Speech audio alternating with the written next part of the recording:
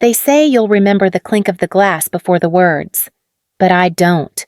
Not the sound, not the weight of the crystal stem in my father's hand. What I remember is the silence that followed, the stretch of air between syllables, the chuckle from Elise, the quick dart of eyes toward me, the way even the server with the wine bottle froze mid-pour. We were at the Fair Lake Country Club, the kind of place with white linen napkins folded into fans and chandeliers that drip like sugar glass. My father, Robert Vexler, had just given 37 years to Vexler & Sons Engineering. That night was his send-off, his coronation, his big goodbye.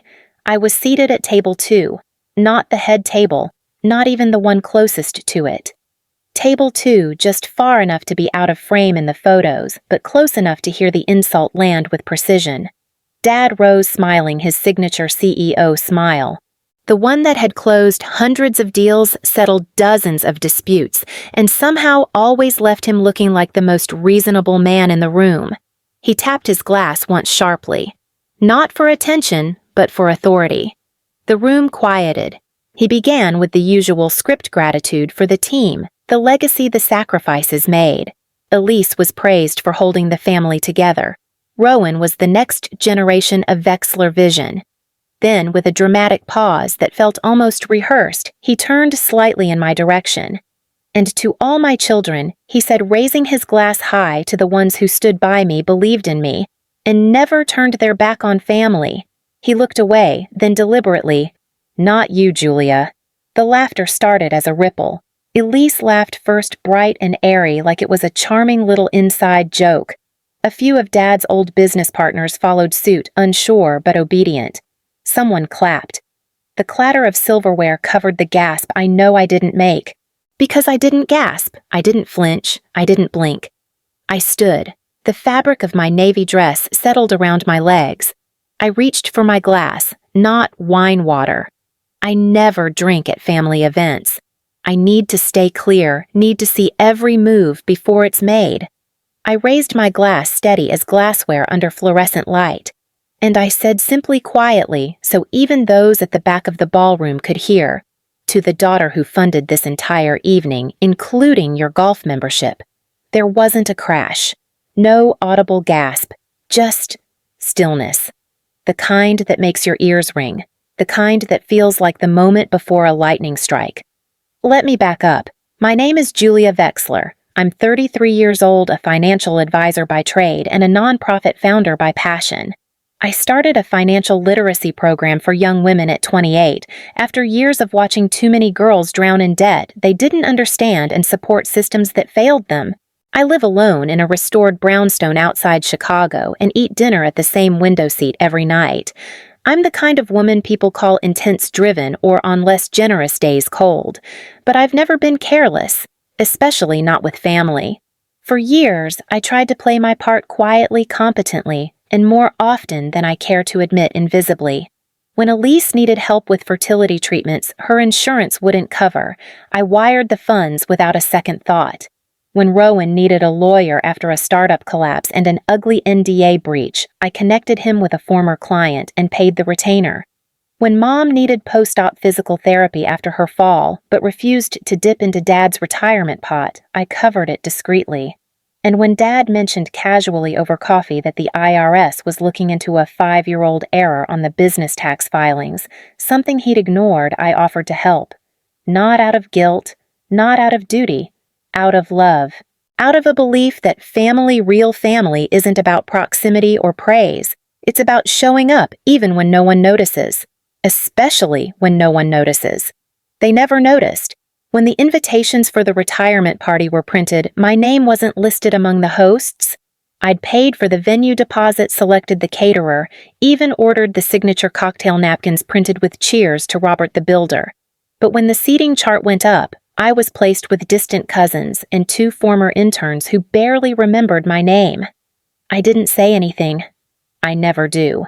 Not when Elise forgets to return my calls for weeks, only to text, "Can you look over our finances?" Not when Rowan brags about bootstrapping his ventures with no mention of the 6-figure personal loan I forgave. Not when Dad introduces me to colleagues, as our independent one said, like a compliment meant like a caution. But that night, in the warm hum of crystal and linen and applause, something broke. Or maybe something finally snapped back into place. Because when Dad raised his glass and erased me in front of 100 people, most of whom I'd helped in some way over the years, I realized this wasn't a misunderstanding. It wasn't miscommunication or generational differences or just his way. It was a message. Clear and calculated. I was not part of the legacy. I was the ledger behind it. So I stood toasted and spoke the truth they'd long pretended not to see. The truth I had enabled by staying quiet. The truth that was about to change everything. This isn't the story of a party that went wrong. It's the story of everything that came after, and I promise it only gets quieter before it gets loud. I don't remember the first time I realized I wasn't the kind of daughter my parents celebrated. It wasn't one moment, it was dozens of quiet ones stacked like bricks, sideways glances, forgotten thank yous, compliments that sounded more like corrections. I was the easy one, the no-trouble child, and in our house that meant invisible. Elise was the light, soft-spoken musical, always in a pastel dress with her hair curled into ribbons. She cried easily and often, which meant people rushed to soothe her. Rowan was the firework, rambunctious, athletic, loud. My father adored him, called him champ even when he failed his first semester of college. He's a builder like me, Dad would say, big picture guy. And me, I was the graph paper between their bursts of color. Straight lines, right angles, order. I didn't slam doors. I organized my sock drawer by color at age 7. I once rewrote our dishwasher chore chart so it optimized for who had soccer practice which night. I wasn't unloved, but I wasn't understood either. "You're so mature," Mom would say with a tired smile, which I learned meant you'll take care of it so I don't have to. On my 16th birthday, I opened a small box from Dad with a folded paper inside. It wasn't a necklace or a keepsake. It was a list of recommended index funds and a handwritten note. "Let's talk real wealth sometime." I thanked him genuinely. I thought he was inviting me into something. But months later, when I asked to shadow him at work, he blinked and said, "Why would you want to do that? You're not a numbers guy. You're a calculator." There's a difference. That was the same summer Elise was flown to New York for a youth choir showcase, and Rowan got a used BMW for graduation, neither of which they paid a cent toward. I bought my first car with part-time wages from tutoring math and managing the cash register at a bookstore. When I told Dad I'd negotiated the price down $1, $200 below market, he laughed and said, "I swear you're more banker than daughter." I wanted that to be a joke, but it never sounded like one. College was the only time I truly felt like I belonged anywhere. Northwestern gave me a merit scholarship, and I worked every semester to cover the rest. I graduated early, accepted a job at a boutique wealth firm, and by 25, I was managing accounts for people twice my age. Clients trusted me. They said I had integrity. I was known for discretion, for fixing problems before they became disasters. At home, though, none of that mattered. When Elise dropped out of her education program to get married at 23, she was so grounded.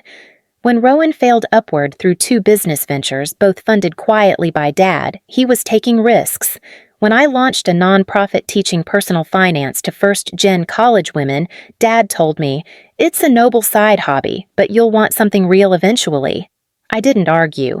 I stopped arguing after a while. It felt like trying to shout through glass. Instead, I started keeping track. Not to throw anything in anyone's face, but to remember. To remember that I had in fact shown up. That I wasn't cold or distant, I was generous in ways they didn't have the language to see. The spreadsheet started on a whim. I'd just wired Elise $4,300 to cover her second failed IVF attempt. Her husband, Kyle, was between jobs again. They'd been too embarrassed to ask Dad. I added a note in the corner of the file, Elise. May 17th, IVF attempt number 2. It became a habit. Each entry grounded me. It turned the chaos into a kind of math. Numbers didn't lie. Within 2 years, there were over 50 line items: car repairs, emergency flights, legal fees, a few things I'd rather not explain. I always told myself it was temporary, that once they stabilized, once they found their footing, it would all balance out. But balance was never the goal. I was just easier to lean on. The day Rowan asked me to co-sign on a lease for his new startup's warehouse space, I said yes before he finished the sentence. When I sent over the paperwork and noticed the name on the LLC was misspelled, I corrected it.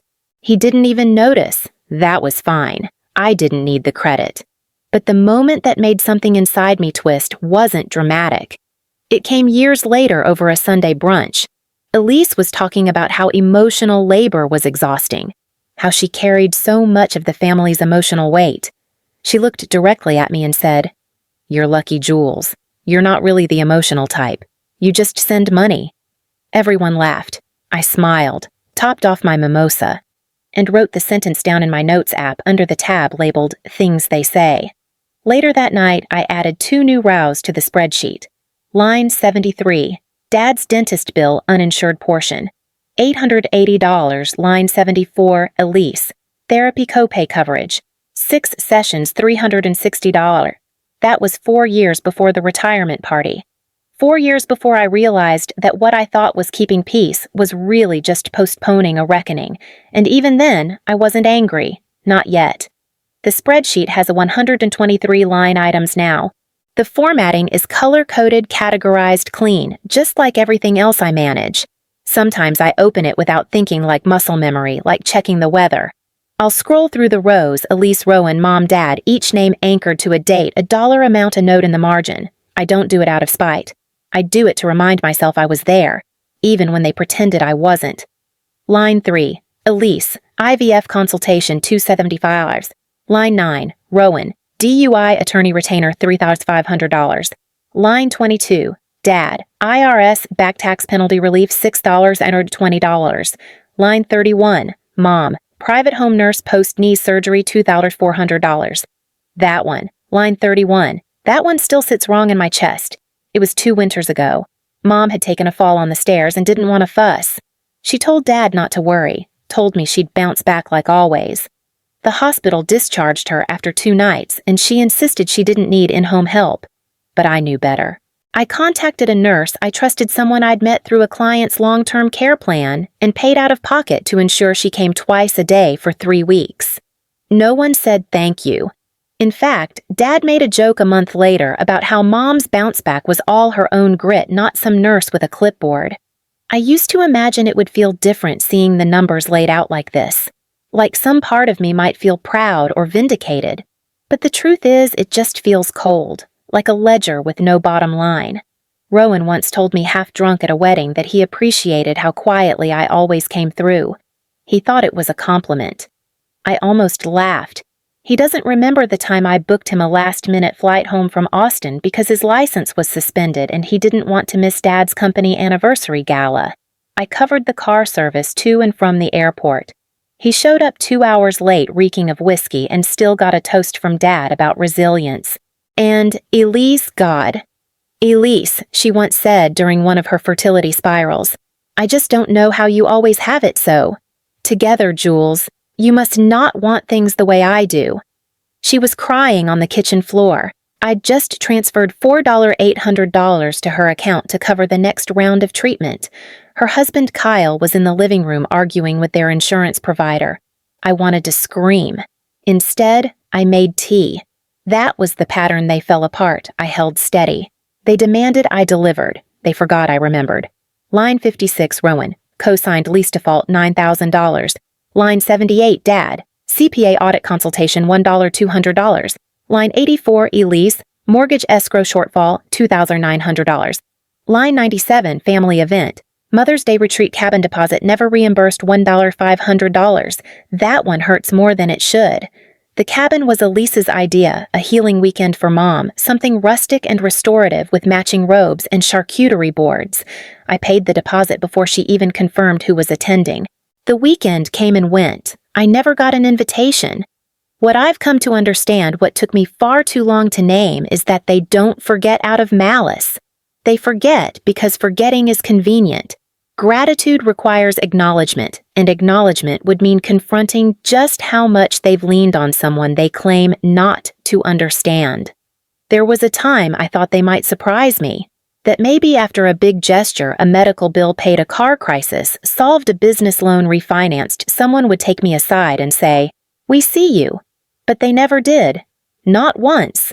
Gratitude in my family is reserved for emotion, for visible acts of closeness. Tears, hugs, grand proclamations over casseroles. They worship effort they can feel, not effort that holds them up in silence. It's strange how deep the silence goes. At Dad's retirement party when he excluded me from that toast, the worst part wasn't the joke. It was the people who laughed. The ones I'd helped sometimes directly, often quietly, who couldn't even look surprised. As if they believed it too. As if they had always seen me as adjacent, useful but not real. The daughter who sends money, not the daughter who belongs. I used to think maybe it was my fault that I didn't let them in, didn't make enough space for connection. That if I'd been warmer, softer, more expressive, they might have responded in kind. But that's not how families like mine work. Emotion isn't currency. Usefulness is, and I've been deeply, relentlessly useful. Line 101, Elise.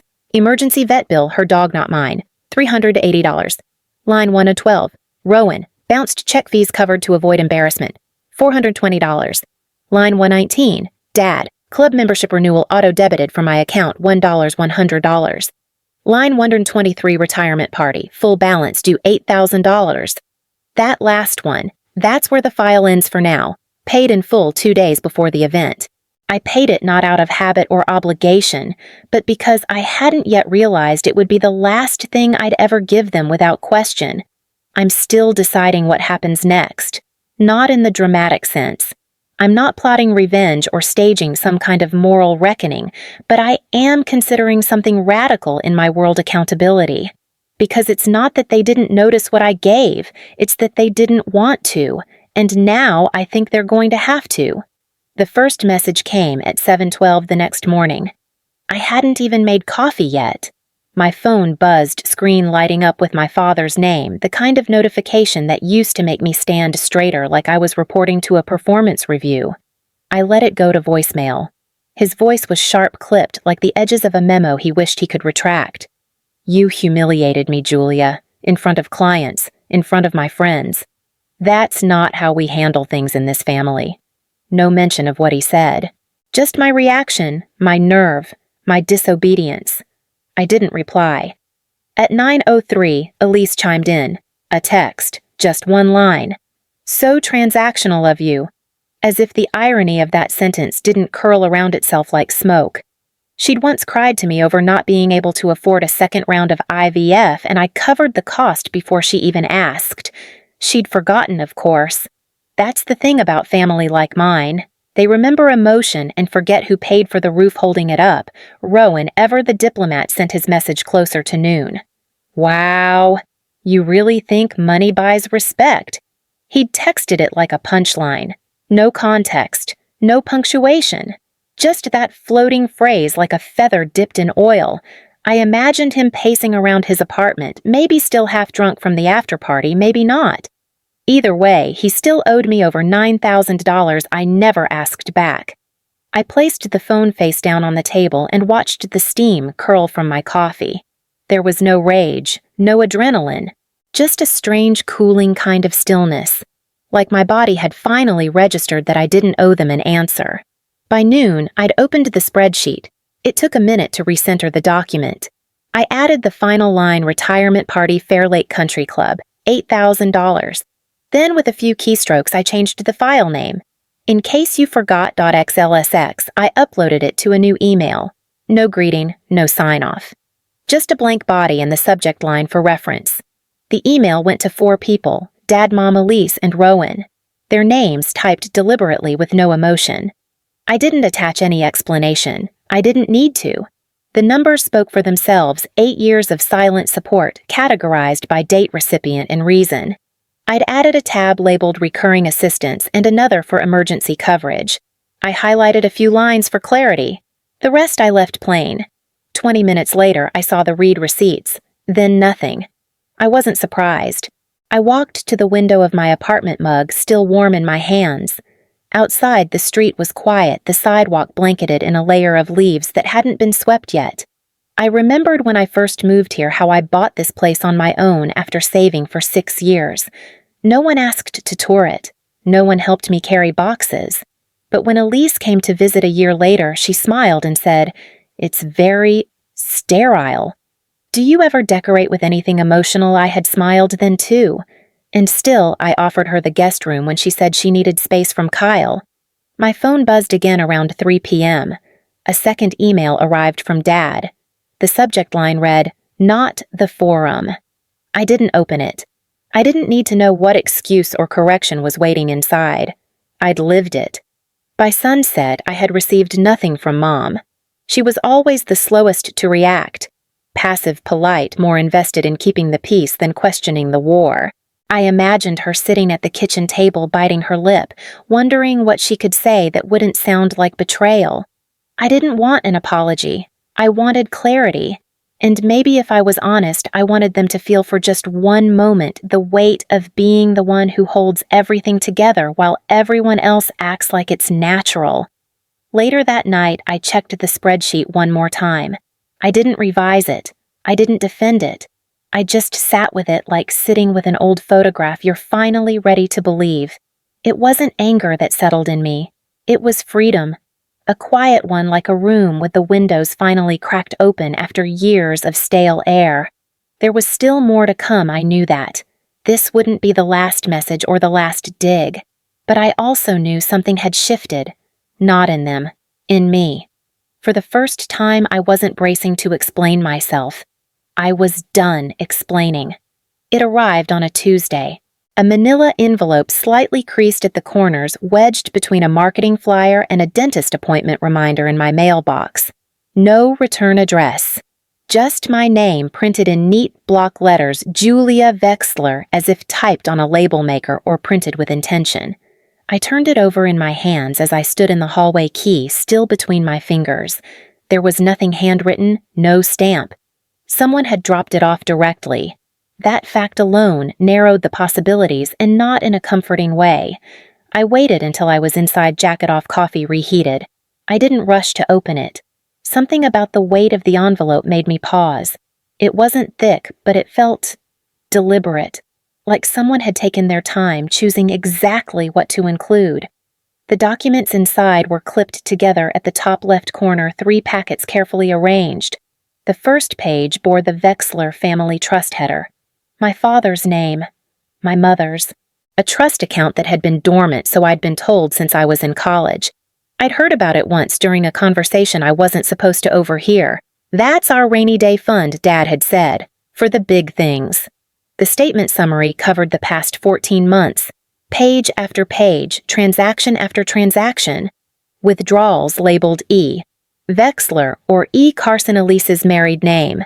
Some as low as $180, others over $5,000.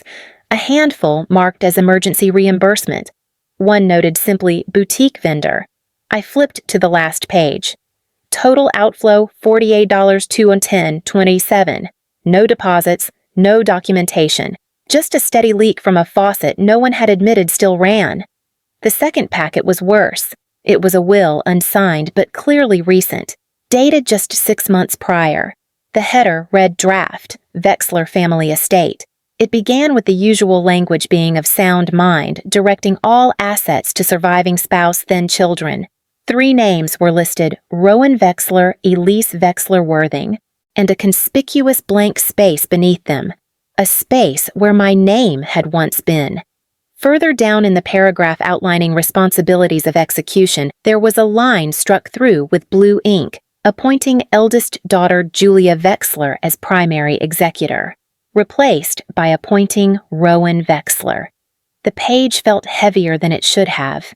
Not for what it meant legally, I hadn't expected to inherit anything not truly, but because of what it said out loud. They weren't just using me, they were rewriting me out. I stared at the last page longer than I needed to. The signature lines were blank, no initials, no dates, but it was detailed, specific, prepared, not a fantasy draft. A plan. The third packet was the shortest, a single sheet of lined paper folded 3 times with a post-it note stuck to the top. The handwriting was shaky, slightly slanted, written in black ink that had smudged faintly at the edges. "She's taking everything and he's letting her. You deserved to know. No name, no context, just that one sentence like a whisper slipped beneath a locked door." I set the papers down, slowly pressing my palm against the table to still the heat rising beneath my skin. I wasn't sure which part unsettled me more, the transactions Elise never admitted, or the quiet decision to remove me from a role I'd been told was mine since I was 23. "One day when I'm gone, you'll handle things Dad once said. You're the only one with the head for it." He'd said it after a second scotch in the middle of a tax season meltdown. I'd believed him. Now I realized belief was always optional for them, conditional convenient. Mine was simply expected. I looked again at the withdrawals. Boutique vendors. Online transfers. A few labeled spa weekend, one noted as emergency HVAC. All signed E. Carson. Elise. I could picture her now apologizing vaguely to Dad while swiping his account card, calling it temporary, or just to float us through this rough patch. I didn't doubt she'd smoothed it over with a smile and a hug. Elise's genius wasn't in deception. It was in making the lie sound like a kindness.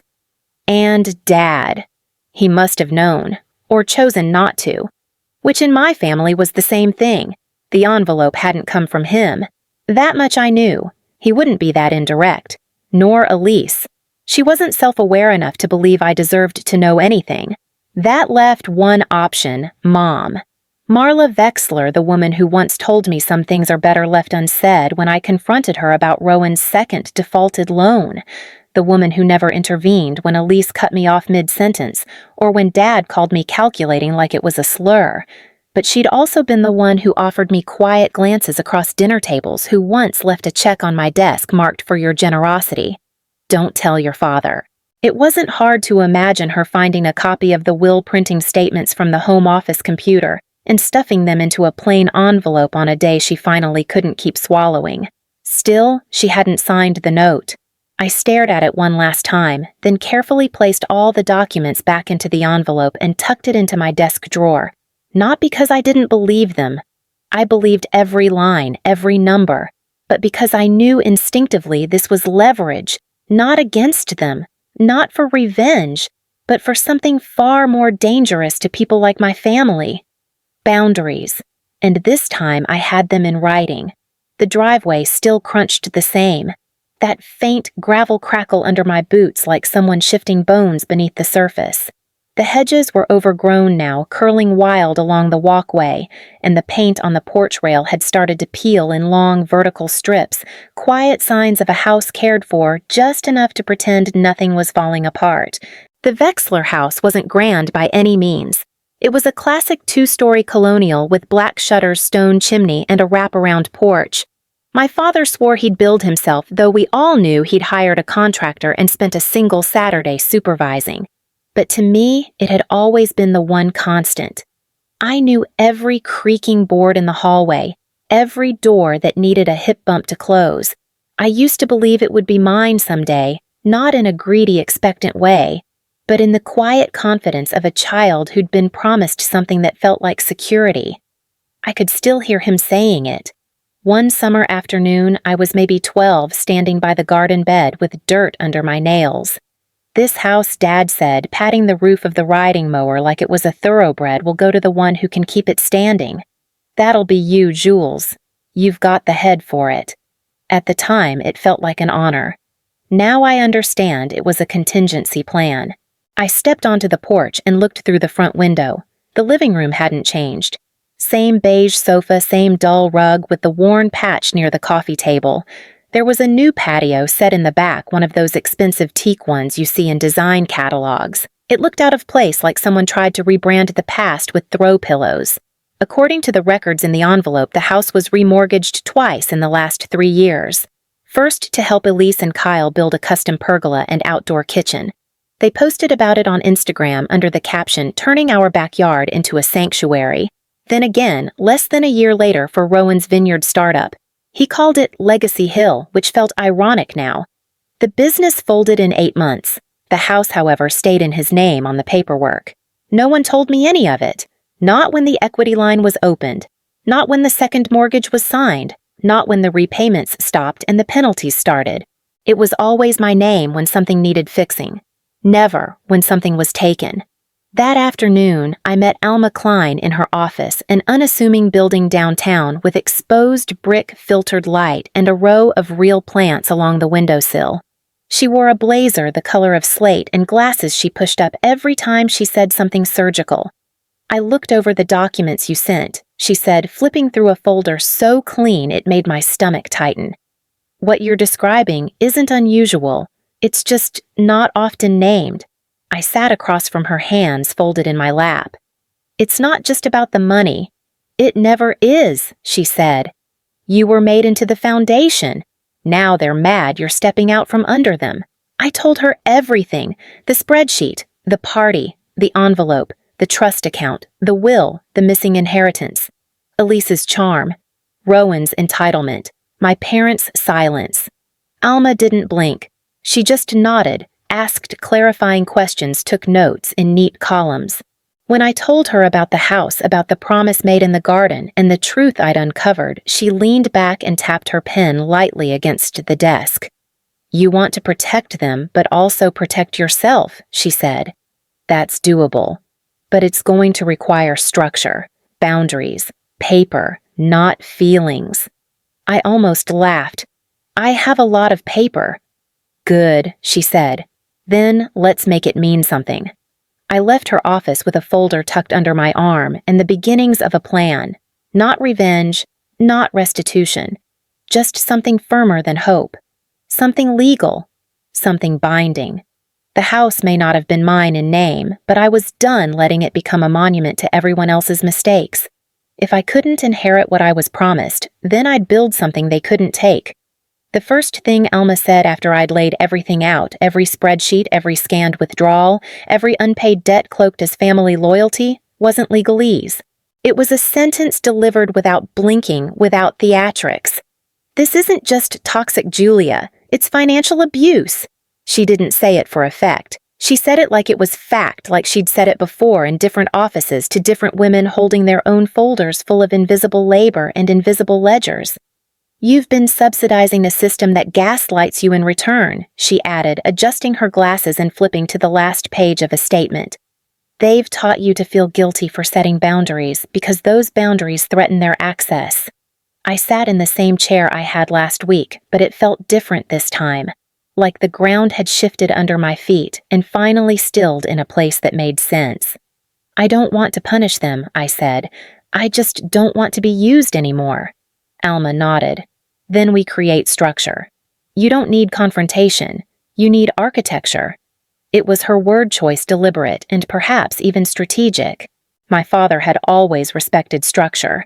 He dismissed feelings as messy, but paperwork terms contracts. Those were sacred. We worked out the plan over the course of 2 meetings.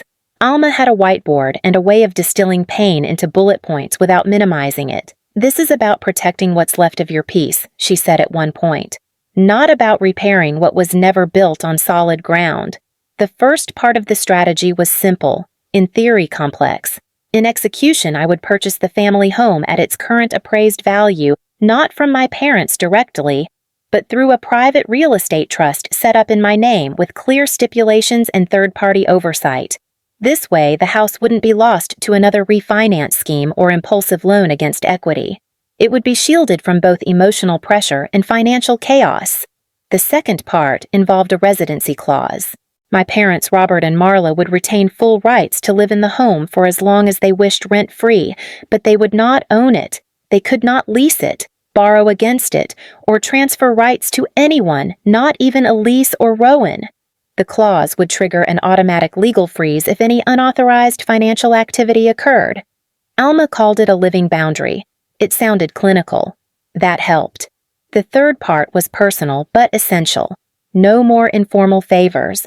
Any financial assistance moving forward medical housing emergency would go through a separate fund managed independently with documentation. No calls from Mom asking me to float Elise a little something. No texts from Rowan with "just until Friday" in the subject line. It was either formalized or non-existent. At one point, I hesitated. This makes me look cold. Alma looked up from her notes. You're not cutting them off. You're drawing a line they can't erase. That's not cold. That's clear. I let the silence stretch, unsure of what to say. The word cutting lingered in my head. It didn't feel like what I was doing. Cutting sounded violent. This felt surgical, like removing a cyst that had been growing for years under the surface, benign in name only. We can call the trust the Marlin Fund Alma offered. Keep it neutral. She smiled faintly. Or go bolder. The Vexler line if you want to send a message. I laughed once. Just a puff of air, but it surprised me. Call it whatever keeps them from turning it into a group text topic. Alma drafted the paperwork that afternoon. She worked fast, efficient, like someone who'd seen too many women wait too long to protect themselves. You know, she said, sliding the first draft across the desk, a lot of people think boundaries are walls. But they're doors too, just with locks and keys.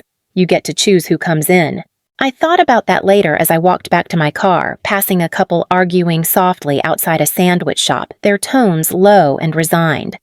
I thought about it as I passed the park Elise and I used to play in back when we were just sisters, not cautionary tales for each other's children. The next morning, I wired the first payment into the holding account, not because I was ready to forgive, and not because they'd earned it. I did it because I wanted the house safe from their carelessness. I wanted it protected the way I'd never been. By the end of the week, the trust was active. The documents were signed. A letter was drafted and sealed, one I would deliver myself. It outlined everything: the ownership change, the conditions, the protections. No emotion, no blame. Just structure. I didn't know how they'd react. I didn't care. For the first time in my life, I wasn't trying to preserve their comfort. I was preserving my clarity, and this time the line wouldn't move. It was almost dusk when I heard the knock. Not a polite, neighborly tap, but a sharp, impatient rhythm, the kind Elise used when we were kids, and she wanted in on my side of the room. I didn't answer right away. I waited a moment, mug in hand, staring through the peephole until I saw the familiar silhouette blazer over a yoga-set hair twisted into a loose bun, eyes rimmed with mascara she hadn't reapplied in hours. She looked tired but defiant. Elise never came to talk. She came to persuade. Or to cry. This time, I wasn't sure which it would be. I opened the door halfway. She stepped in without waiting. Same as always. Like my space had never belonged to me. I'm not staying long, she said, standing in the middle of the living room like she didn't know where to sit. I can't believe you'd actually go through with it. With what I asked, though, I already knew. The house, she snapped. The trust. The clause about Mom and Dad not being able to transfer anything. Do you realize what you're doing? Yes, I said. I'm protecting the only asset left from being drained to death. Her lips parted like I'd slapped her. You're tearing the family apart. I set my mug down on the side table. No, Elise. I'm exposing the fact that it was never whole. She flinched. Just a flicker. Then the mask hardened. You think this is some noble stand, don't you? That locking down a house makes you some kind of savior. No, I said. But I do think someone had to stop pretending that this house was anything more than a bank you kept returning to with new lies and new keys. Her voice dropped. You think I wanted this? I stayed quiet. She folded her arms, gaze narrowing. Kyle needed capital. We couldn't get approved for a business loan, so yes, we used the deed. Just as collateral. It was supposed to be short-term. A bridge. And the bridge collapsed, I said flatly. Her shoulders sank. You think I don't know that? No, I said. I think you do. I just think you hoped no one would look under the water. Silence settled. Elise took a slow breath and sat on the edge of my couch like it stung her to touch it. When Dad found out, he didn't yell. He just said, "We'll figure it out." You weren't even mentioned. Of course not, I said. Because I was only supposed to show up once everything fell apart. I didn't mean for this to affect everyone. It already did, I said. You just didn't have to feel it. That doesn't mean it didn't happen.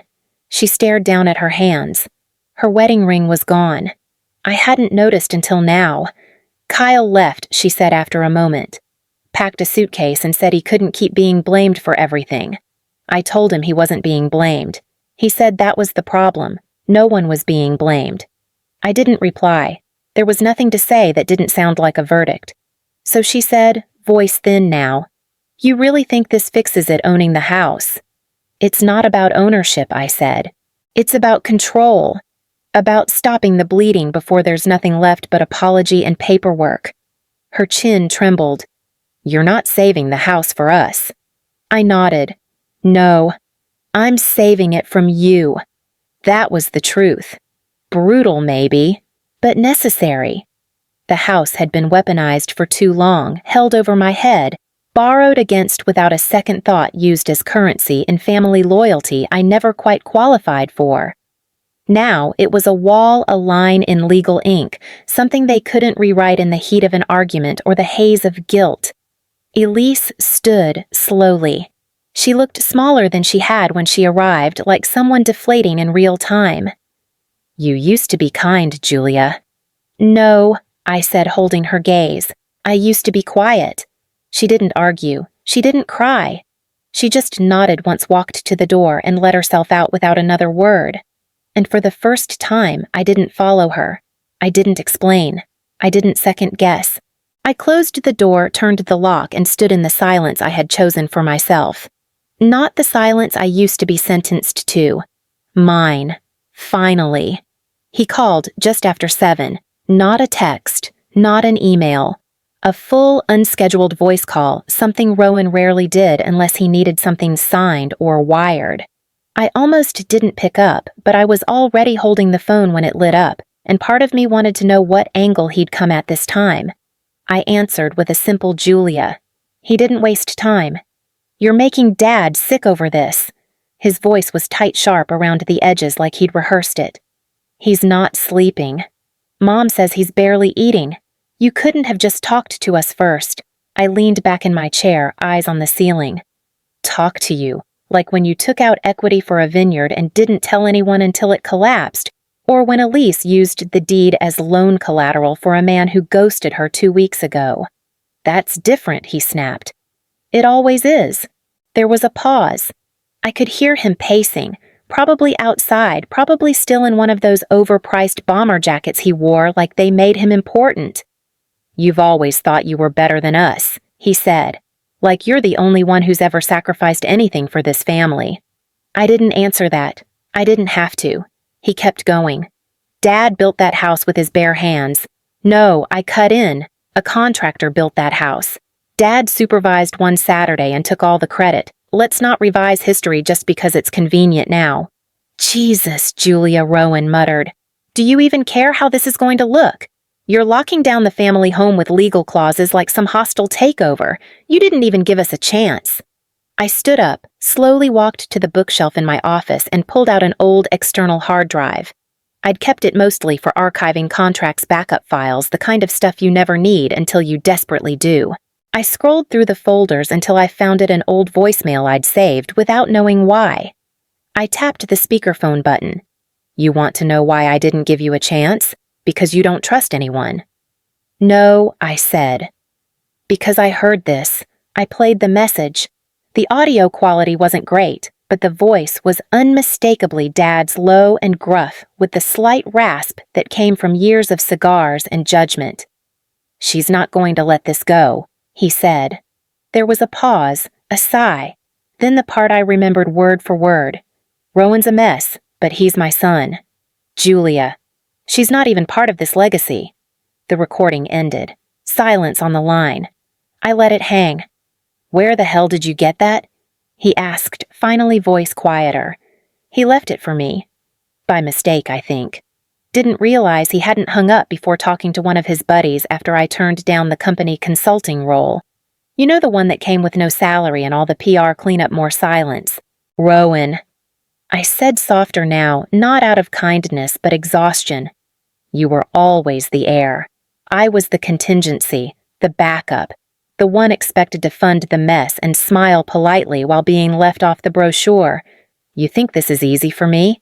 He said, a little shaky now. "You think it's easy living in his shadow and still not being enough?" I almost laughed. "Rowan, you were enough the moment you were born a son." That landed hard. I could feel it through the static. I continued gentler but firm. I'm not doing this to spite you. I'm doing this because I refuse to keep pretending that I was ever part of the system he claimed he built for all of us. I'm protecting myself for once. He exhaled. So that's it. You've chosen your side. No, I said. I've chosen to stop standing in the middle while you all push from both ends. He didn't respond. Not right away. Then finally, he's still our dad. I know. And we're still your family. I know that too. Another pause. You're not going to undo it. No, I said. And I suggest you don't try. He hung up without saying goodbye. I stared at the phone a moment longer, then set it down gently beside the file marked Vexler Trust. Final. I didn't cry. I didn't even feel relief. Just a dull, familiar ache in the place where loyalty used to live. Rowan had called to bluff, to rattle the doors and see if I'd unlatch one out of guilt or habit. But this time they were locked, and I had the only key. The folder was heavier than it looked. A slim stack of final documents, each one bearing a different weight title transfer trust certification residency clause enforcement terms. Alma had gone over every page with her signature red pen, double-checked every clause twice. No room for ambiguity, she said as she slid the packet across her desk that morning. No room for second chances wrapped in guilt. I waited until I got home to send the email. I drafted it twice, deleted the first version. Too clinical. The second read like an apology. The third stayed. Short, clear. Just a subject line and 3 attachments. Subject control. JOG accountability. Body documents enclosed. Signing is set for Thursday, 3:00 p.m. Julia. No explanations. No warm greetings. No open-ended questions. They replied an hour later. Well, Marla did. We'll be there. Nothing else. Not even her usual exclamation point. On Thursday, I arrived at Alma's office 10 minutes early. The meeting room smelled faintly of lemon cleaner and copy paper. A glass pitcher of water sat in the center of the conference table, flanked by a tray of unused legal pads and a silent clock that ticked just loud enough to mark the wait of every second passing. At exactly 3 o'clock, they walked in together. Robert Vexler looked smaller than I remembered. Not in body, he still had the bulk of a man who spent most of his life filling space, but in energy. His eyes, once sharp with calculation, now looked dulled by something slower. Not confusion. Weariness, maybe. Resignation. Marla followed closely behind, holding a small leather purse with both hands like it might keep her grounded. She wore a soft pink cardigan, the same one I'd seen her in at 3 different birthdays, 2 Mother's Days, and the Thanksgiving where Elise's dog knocked over the cranberry sauce and she cried for 20 minutes. Alma stood as they entered, offered them each a polite handshake. Robert, Marla, thank you for coming. No one smiled. We took our seats. Alma opened the meeting without flourish, walking through each document with quiet precision. This transaction is structured as a private trust acquisition, she began. The terms grant full property title to the Vexler Legacy Trust, of which Julia is sole trustee. Robert didn't look at me. Not once. Marla sat stiffly, nodding too much, her eyes darting between each page like she was searching for an escape clause that didn't exist. Alma continued steady as ever.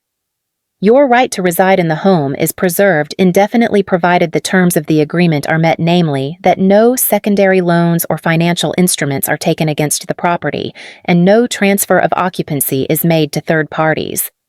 That part caught Robert's attention. His jaw flexed, but he said nothing. Marla finally spoke. Her voice was quiet, barely audible over the shuffle of papers. I didn't know it had come to this. I turned to her then slowly. It came to this a long time ago. We're just signing the paperwork now. She blinked, then looked down. Her hands fidgeted in her lap, twisting her wedding ring, then letting it go. When Alma slid the pen toward them, Robert signed without hesitation. No questions, no snide remarks, no grandstand speech about betrayal or disrespect. Just his name in clean, slanted handwriting. Marla hesitated longer. Her hand trembled slightly as she brought the pen down. When she finished, she looked at me, not accusing, not apologizing. Just tired. You've really done your homework, she whispered. I lived it, I said. I just finally stopped erasing it. Alma gathered the papers quickly, efficient as ever, sliding them into a binder and nodding once. That completes the transfer. You'll receive digital copies within the hour. The trust is now fully executed and enforceable. Robert stood first. We'll let ourselves out. Marla followed slower. At the door, she turned briefly. Her eyes met mine, and for half a second I thought she might say something. But she just gave a small, almost imperceptible nod and left. The door clicked shut behind them. Alma let out a quiet breath and turned to me. You okay? I nodded. I'm not sure what I expected, but I'm glad it's done. She smiled gently. Done doesn't mean resolved. It just means protected.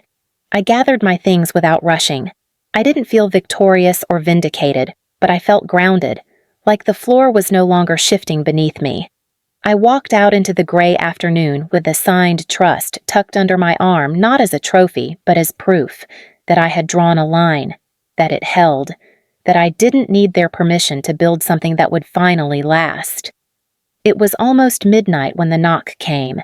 Not aggressive, not timid 3 quick raps, just enough to freeze the air in the room. I was in the kitchen barefoot rinsing a mug I hadn't used. I paused, listening. 3 more. I turned off the faucet and walked to the door slowly, deliberately. There was only one person in the family who knocked like that. Everyone else either barged in or called first. Elise. I opened the door, but not all the way. She stood there in a hooded jacket hair in a loose knot, dark circles under her eyes. She looked less like herself and more like the ghost of someone trying to resemble her. No makeup, no polished veneer, just Elise stripped down and raw. Can I come in? She asked, her voice low. I held the door for a beat longer than I needed to, then stepped aside. She walked in like she had before, but slower now, more tentative. She didn't sit, just hovered near the edge of the coffee table, arms folded across her chest like she was bracing for something. I won't stay long, she said, not meeting my eyes. I needed to ask. Why didn't you tell us how much you were carrying? The question hung in the air like dust in lamplight. Not hostile, just tired, just late. I leaned against the back of the armchair and looked at her for a long second. Because you wouldn't have heard it unless I screamed. She swallowed, eyes flickering to the window, then back to me. Maybe I would have. No, I said gently. You would have said I was overreacting, or too focused on money, or making things transactional again. She closed her eyes for a beat as if that sentence had weight. You're right, she said. I probably would have said all those things. I didn't say anything. There was no point in punctuating a confession that spoke for itself. I keep going over it, she continued, pacing now, one hand brushing her elbow. All the times you showed up. And I thought you just wanted to. That it was easy for you. Like maybe giving was your love language or whatever. It wasn't, I said. It was the only language you understood. That landed. Her shoulders folded inward slightly, like her spine didn't quite want to hold the truth. I guess I thought, you had so much. She looked around the room at my furniture, my framed prints, the neatness of it all. It never occurred to me that you were holding everything together while we acted like it was all just working itself out. It didn't occur to you because you didn't have to think about it, I said. That was the design. You got to live in the part of the house that didn't creak. I was underneath it with a wrench. She nodded slowly. Her fingers traced the edge of the coffee table. So what now? I stood up straighter, not unkindly. Now you live inside your means, like I always had to. Her face twisted just slightly. Not in anger, in realization. It's hard, I know, I said. That's the point. Silence again. Not a cruel one, just honest. The kind that comes after an earthquake when people start inspecting what's still standing. I didn't come here to ask for anything, she said after a moment. I know better now. Good, I said, not smiling. Because I'm not offering. She finally sat down on the edge of the couch, legs tucked under her. Her voice dropped to a whisper. I lost more than money this year. I stayed where I was. So did I. I think we all pretended you were made of something stronger. No, I said. "You all pretended I didn't break because you never stuck around to watch me do it." She didn't deny it, just nodded quiet small, the way you do when you're trying not to collapse in front of someone who stopped catching you years ago. She stood again softly, as if waking from something. I should go. I walked her to the door, hand on the knob. She turned back before stepping out. If I try to do better, would that matter? I met her eyes. To me, maybe. To you, it has to. She nodded, then left without another word. No dramatic exit, no tears. I locked the door behind her and stood there for a long moment, forehead resting against the wood. That knock had come late, but not too late. And for the first time in our lives, she hadn't asked me to open the door for her. She'd asked to be let in, and that at least was something. The first snow came early that December. It dusted the tops of the hedges outside my window like powdered sugar, and made the whole street seem quieter, like even the air had agreed to keep its voice down. I stood in the kitchen with a chipped ceramic mug of peppermint tea, watching the sky turn that pale winter blue that only shows up in the mornings, soft and disinterested. For the first time in a decade, I hadn't bought a single Christmas gift. No frantic last-minute orders, no bank transfers labeled just in case, no envelope tucked inside a card with the exact amount to cover Rowan's heating bill or Elise's daughter's ballet recital. There was nothing this year, and that, strangely, was everything. I didn't decorate. I didn't need to. The silence was its own garland. The peace was its own string of lights. 3 days before Christmas, a single envelope arrived. No return address, but I knew the handwriting. Marla's was always perfectly round, almost childlike, like she'd taken penmanship classes that never quite left her. I waited until evening to open it after I'd lit the fireplace and turned on one lamp in the corner, just enough light to read by, not enough to invite company. The card inside was simple, an off-white linen stock with a painted pine tree. Inside, just one sentence written in that careful looped script. "We didn't deserve your grace, but thank you anyway." There was no signature, no mention of Robert, no plea. Just that one clean sentence tucked into a plain envelope like it was afraid to take up too much space. I didn't cry. I didn't call. I didn't reread it more than once. Instead, I walked over to the drawer where I'd filed the final trust document, the one with all the signatures, the notarized stamp, the paper trail of every decision that had led me here. I slid the card in behind it like it belonged in the same story. Not because it made anything okay. Not because it changed what had happened, but because it was true. And true things, I've learned, deserve a place even if they arrive late. That night, I sat by the fire with no noise but the crackle of wood and the wind tapping softly against the window pane. No blinking lights, no Bing Crosby crooning from some half-hearted speaker. Just the stillness that came when the debts were paid and no new ones would be taken on. I wasn't angry anymore. I wasn't waiting to be acknowledged or folded back in. I didn't want to be celebrated. I didn't need my name on a stocking or a thank you wrapped in silver ribbon. I had quiet. I had boundaries. And for the first Christmas in 10 years, I had nothing to return.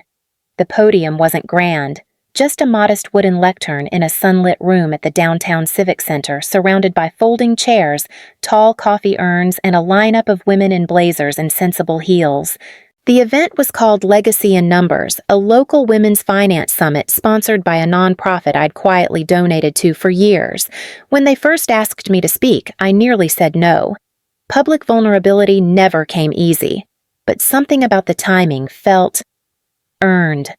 As I stepped onto the low riser and adjusted the mic, I scanned the room. It was a sea of faces that reminded me of myself.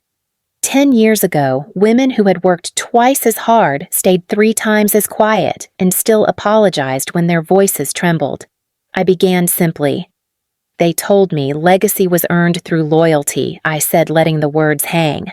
But I learned it's protected by boundaries. There were a few soft nods.